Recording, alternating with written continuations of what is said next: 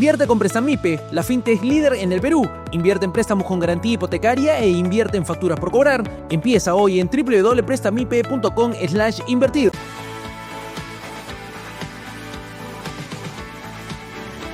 Son las 9:38 de la mañana. Nos acompaña aquí en los estudios de RPP el señor Iván Arenas, él es analista en temas sociales y políticos, y vamos a hablar sobre un estudio de percepción con relación a la minería ilegal.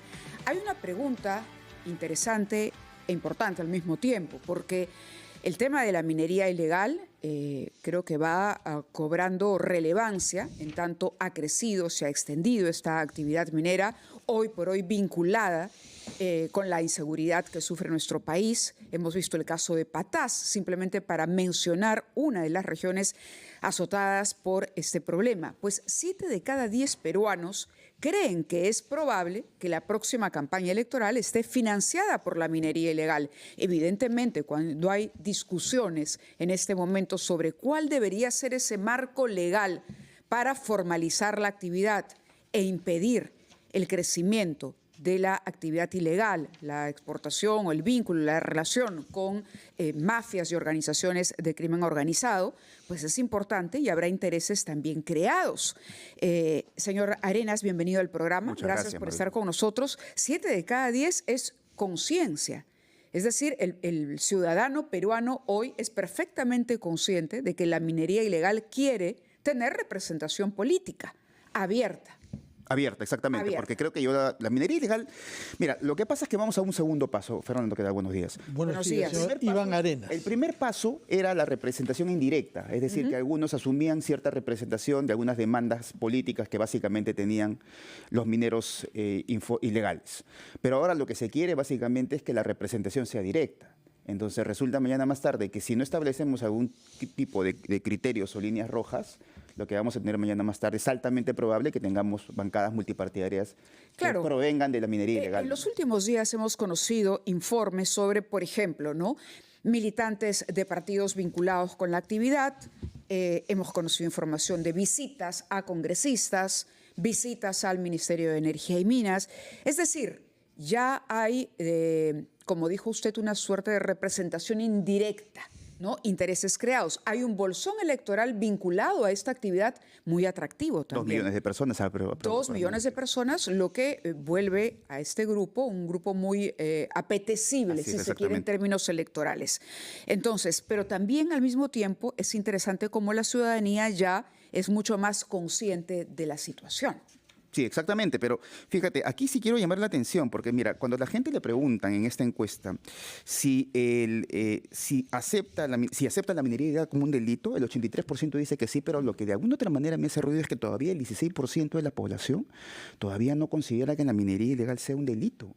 Y eso es evidente, por eso es importante poder sensibilizar a la población, informar a la población de lo que está pasando y de las externalidades negativas. Tengamos en cuenta que hay toda una cadena de producción a partir del desarrollo de la minería ilegal. Entonces hay mucha gente, hay un número de ciudadanos que no son necesariamente mineros ilegales, pero que están dentro de la cadena productiva de la minería ilegal. Claro, evidentemente. La minería ilegal no la puedes entender sin un lavado de activos, una cadena de lavado de activos, de autoridades y cadena logística, básicamente. Pero mira, acá es importante también decir que, en efecto, la minería ilegal no es una industria cualquiera, es una industria que mueve miles de millones de dólares. Y hablamos de miles de millones de dólares. Y tiene en esa cadena tiene muchísima gente que participa. Y es evidente, como tú lo dices, Mávila, que mucha gente de alguna otra manera valida la minería ilegal. Porque a diferencia del narcotráfico, la minería ilegal sí está validada social y políticamente. Y eso es lo más peligroso todavía. 16%. Ahora, no se sorprenda.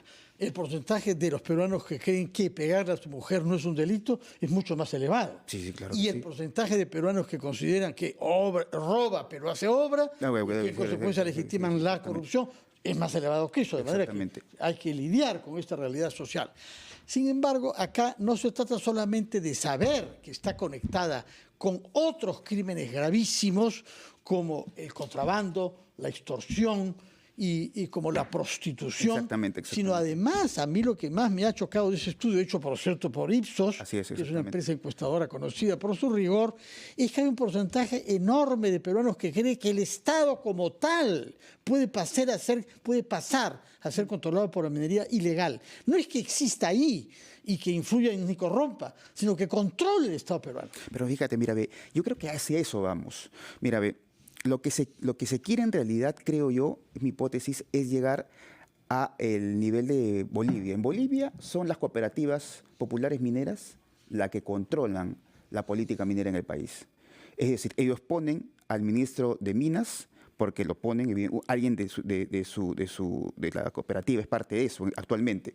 Pero lo que pasa es que estamos llegando a dos cosas importantes. Uno, el control territorial, y segundo, el control político. El control político lo han tenido. Puedes ver diferentes autoridades, el de Patás, por ejemplo, puedes ver autoridades en Patás que han sido autoridades antes, ahora son dirigentes mineros.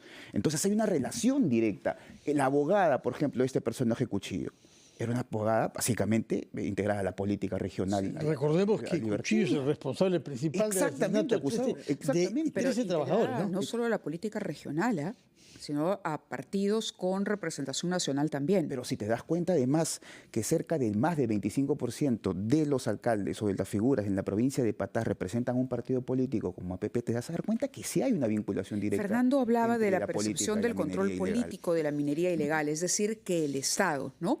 Y la pregunta concreta que se hace en este estudio, ¿qué tan probable cree usted que sea que el Perú se convierta en un país controlado políticamente por mafias de minería ilegal? 31% considera que es muy probable, 32% probable. Si uno suma, tiene a ver 63%. Exactamente, cerca del 60%. Más de la mitad de lejos del país considera que estamos encaminados a eso. Pero es que evidentemente, Mávila, mira, la minería ilegal controla en este país desde el control de los explosivos, plantas procesadoras ilegales, no te digo las formales, sino las ilegales. Insumos químicos, pero además una cosa evidente también, y hay que decirlo, autoridades y algunos malos funcionarios en el Estado. Porque cuando dices hay minería ilegal, en realidad lo que estás aceptando es que también hay corrupción. Corrupción en las autoridades, corrupción en la PNP, en algunos, no en todos, evidentemente, en las fiscalías, en los jueces. Cambiar las fiscalías especializadas de medio ambiente en estas zonas es importante, porque no podemos seguir atacando la minería ilegal si tenemos a los mismos jueces y mismos fiscales. Iván Arenas, este estudio ha sido hecho antes de la matanza de Patás, con estos trabajadores asesinados cruelmente en un socavón hace 3 semanas. Y antes del anuncio de las medidas hechas por el gobierno, de los cambios del ministro del Interior y del primer ministro. ¿Estamos encaminados hacia algo eficaz? ¿O siente usted que este gobierno sigue dando azotes contra el mar? Mira, Fernando, Mávila, lo que no podemos hacer es criminalizar la minería informal y confundirla con ilegal. Está bien, pero tampoco podemos romantizarla y tampoco podemos idealizarla como algunos pretenden hacer.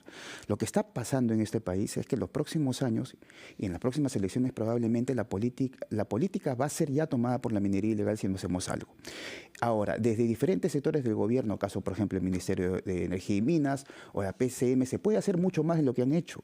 Ahora, la semana pasada vimos este reinfo hereditario, que a todas luces existe este reinfo hereditario, evidentemente.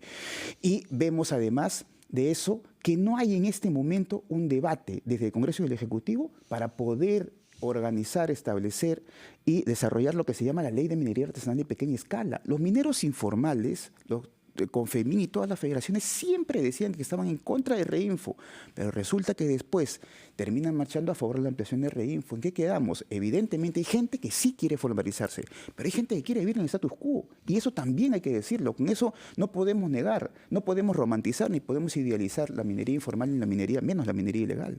Hablemos claro. Si se trata del control político, eso pasa por partidos políticos. Sí, exactamente. ¿Cómo es que se produce la penetración de la criminalidad vinculada a la minería ilegal en los partidos actualmente existentes? Por una razón sencilla, por el financiamiento de sus campañas políticas. ¿Eso está en marcha para esta campaña? Sí, claro que sí, evidentemente. Podemos, ¿Se puede hablar de cifras? Claro que sí. No se puede hablar de cifras, evidentemente, pero ya sabemos que en Podemos Perú existen, que en APP ni hablar, que en varios partidos que probablemente van a la contienda en los próximos años también van a participar. Continúe con otros, nos han mencionado dos hasta el momento, Podemos y APP. En Podemos, sí, en APP básicamente están casi todas las, de alguna u otra manera, figuras, pero también tenemos, por ejemplo, al bloque magisterial, al partido del señor Cerrón, a asesores, dirigentes, Perú Libre también fueron participantes de las elecciones pasadas. Entonces hemos visto que lo que pasa es que, mira, hemos visto que en los últimos años ha crecido, pero básicamente ha crecido por una razón directa, por el auge de los minerales, el auge del cobre y el auge de los precios del oro, fundamentalmente, y que probablemente vayan a seguir creciendo. Imagínate el oro a $4.000 la onza, no $3.000 como tenemos ahora. ¿Qué va a pasar en este país? Va a ser una tentación a la cual muchos cederán. Señor Iván Arenas, muchas gracias. Recuerdo que usted es un analista político, columnista del diario Perú 21 los viernes y que escribe sobre estos temas con regularidad y ha tenido la amabilidad de venir para comentar este estudio encargado por el grupo Paz, País Seguro, y la encuesta ha sido hecha por el grupo Ipsos, por empresa Ipsos. Muchas gracias y muy buenos días. Muy buenos días. Son las 9:00.